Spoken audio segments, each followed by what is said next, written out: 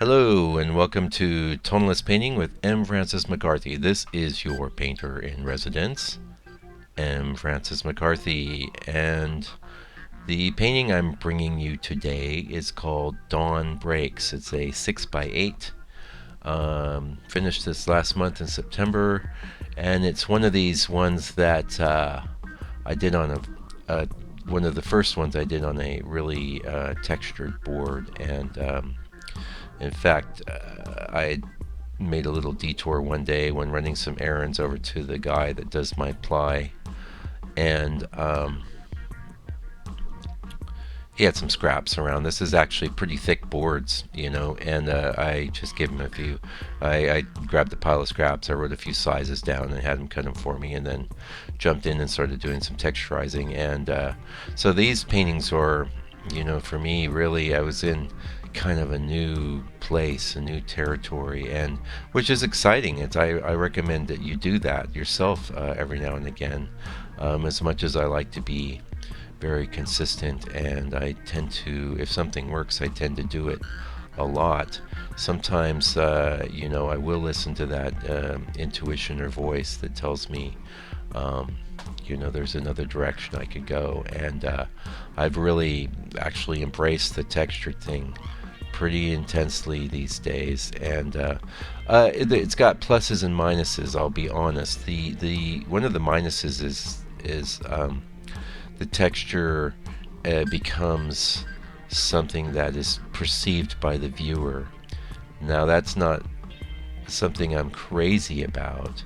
However, it's okay, because one of the things I love about the texture is how it really keeps me from being overly persnickety with my brushwork and delineation of shapes. I can do a heck of a lot with a quick swipe of the brush over my textured surface that looks organic. It implies detail, and that's the trade-off, and I think it's worth it, frankly. Not saying I'm going to be working on nothing but textured boards for the rest of my life, but I'm very into it right now, and probably will be into the foreseeable future. And I especially like it on the smaller work. I haven't actually tried it on anything bigger than, say, a 7x10. I do have some boards sitting there that are prepped, but that's the other thing. I've been really into doing these miniature paintings lately, and that's what I'm going to do. I'm going to do what I want to do. That's what it means to be a fine artist, really. At the end of the day, you could define the term fine artist in a lot of different ways, but to me it means doing what I want to do, the way I want to do it, and not forcing my art to fit into some sort of commercial context. And those of you that have been following this channel for a while will be aware that I was a commercial illustrator for 13 years, a hired gun, and I did all kinds of work for really good money. I was very well paid, and I had a lot of success, and the work I did sold very well in the marketplace. So I know all about that. And I do not, please don't get the idea that I'm criticizing anyone that's doing that, wants to do that, any of that. It's a process that I went through, and I came out of it just wanting to spend, basically, I'm 52.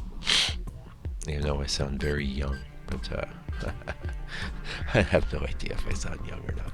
But I'm 52. I figure, well, at best, I'm going to have 20 or 30 years on the planet. Heck, I might have 1 year left on the planet. We don't know. But I wanted to dedicate the last portion of my life to creating artwork that I felt was beautiful and worth being here, and something that people would treasure, that they wouldn't just use as a commercial commodity, like the sort of work I used to do for t-shirts and stuff. And again, I'm not criticizing or critiquing anyone that does that, but for me, it's all about fine art, man. That's what I do. Anyway, Will I get this painting up in my store? That's a good question because I have it in my studio right now, and I've been trying to. I really don't have my act together as much as I'd like to. I've been getting used to trying to market myself online and market my work online, and I think it is valuable to have, if I'm going to put a video out and somebody likes the painting, they should have the ability to purchase it. And I have succeeded in a couple cases this last week in doing that. Um, so I might try and get this. I have all the requisite materials. What I don't have is like a good photo of it in a frame or anything. And but I might not let that stop me. I might just pop that thing in the store. I do think this painting is really neat, and it's based on a scene that I came across out here in New Zealand. A very interesting type of landscape that was sort of a volcanic area. Rotorua is known for its hot springs, and there's a lot of volcanic activity under the ground. And so driving into the town, you see these little hills with trees growing on them, and I found it so fascinating. I've done several paintings. In fact, I think there's one or two deep in the archives of this channel here of a similar motif. It's not the same scene, but definitely was based on the same area. And now this painting was one of these ones that was textured, but it was a bit too heavily textured. So you're going to see here in a little bit where you didn't see the process of me sanding it down, but I sanded down to the point where you see bits of the darker ground color coming through, and then I glaze it with some kind of yellow, and paint it back up, and the end result was really looking good. I'm real happy with this painting, and I love the way the texture breaks up and fractures the brush strokes and implies detail without me actually having to delineate detail, which is a big win. One thing I'm not as in love with the texture is that these textured paintings, they look like a textured painting. I'd love to have my cake and eat it too. Have kind of a more flat surface that was also giving me all the benefits of the heavily textured surface. But as with everything in life, there are trade-offs. There are good and bad things about everything we do. And every painting, of course, is a succession of decisions, starting with the decision what size board you're going to work on. And in this case, I'm working on a 6x8. I hadn't really worked with 6x8s for many, many years. Back in 2009 or so, when I was first getting into doing actual physical oil paintings, I did several 6x8s, but then kind of quickly moved into a 6x9 because I felt that was a more elegant and panoramic proportion. But these days I like 6x8s. I think I actually like it better than 8x10. It's similar to 8x10. It's a little bit more of a rectangle. It's a little less square than the 8x10, and for that reason I think it lends itself better to horizontal landscape work. And it's a size I've embraced. I actually really like it. I like 7x10s. That's not a standard size, but it's pretty much the perfect proportions for me for landscape painting. But I like the 6x8 too. And I've got another one I think I've been holding on to. I've been holding on to this, and I did another 6x8 on the Tonalist Minute that I'd been wanting to kind of hold in reserve for the longer form, but and I mentioned that on the Tonalist Minute as well, but I decided to throw it out there. And very interesting that video didn't get a ton of hits on YouTube, but it absolutely blew up on Instagram, and which is interesting. I've been involved with Instagram now for like 2 weeks, and I really like Instagram. Actually, I've never been a fan of social media, but I do like Instagram. I like many things about it. I like the fact that you get in, you put your post up, and then people react to it, and you can go through your feed and look at the posts of others and react to them. And it's not like this real-time Facebook thing where people know you're there, and it's a little more at arm's length. And also I like how it's all tied into visual images. And I mentioned this before, but I thought it was just Selfie Central. I didn't even bother with it. I opened my account in 2012. I took 5 selfies, and with me and my dog, and that was it. It didn't even occur to me that it would be a great place to promote my work, and it turns out it is. And I've been doing a lot of that there. And speaking of promoting my work, you may have noticed that I have a store now, and I've been promoting it on this channel. And hopefully you're cool with it, because we've been together for a couple years now. And starting out, basically all I ever did was ask people to go to my website and follow my blog. I didn't ask you to go buy paintings in my store or anything like that. It's not really my style to ask people for anything anyway, but let's face it, we all have needs in this world, and I have a need to sell more paintings, and several of you have taken advantage of that discount for YouTube subscribers, and that's great, because it's not like I'm putting that discount on Instagram, at least not yet.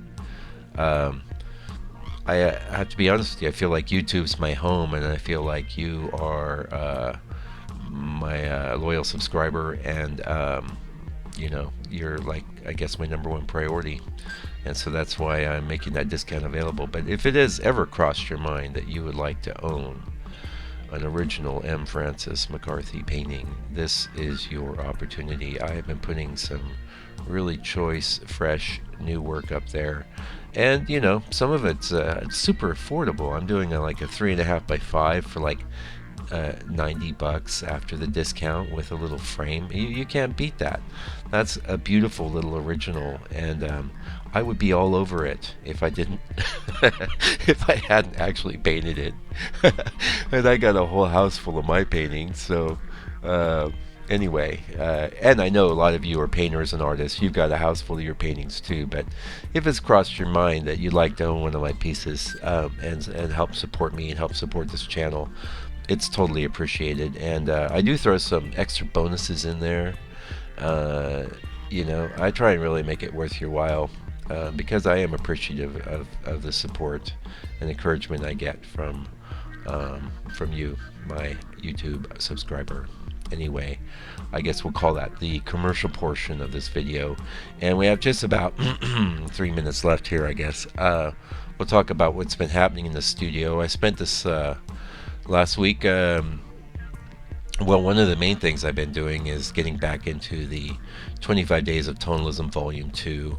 I've had some input from some people, and I do know, and I am aware, that these are some of the more popular videos on my channel, and I get a lot from it. Also, I have been working on, like, I have a box of 100 5x7s going back to oh geez, some of them 2011, some of them very recent, that I've been working with and cleaning up, and getting some pop in there. And I started to do some photography on that last night, but I got some issues with this room, and that I'm gonna need to put some I'm getting lights bouncing off the white walls, which is a bit of a problem in the dark areas, so I'm going to sort that out. But I'll probably be sharing those out through the Toneless Minutes. I think I was going to try and do like 100 days sort of thing, but I might still do that, only maybe just do a title card at the end of the video or something. We'll see. Anyway, also I've been working on a study that's going real well of a John Francis Murphy for a friend of mine, and he's going to love it. It's looking good. Been sharing that up on Instagram as well, sort of the progress of it. Not in a video form, but just taking pictures with my phone, and that's going well too. Anyway, I can see we're getting close to the end. Thank you for joining me today. You can go to my site, landscapepainter.co.nz. You can follow my blog through there.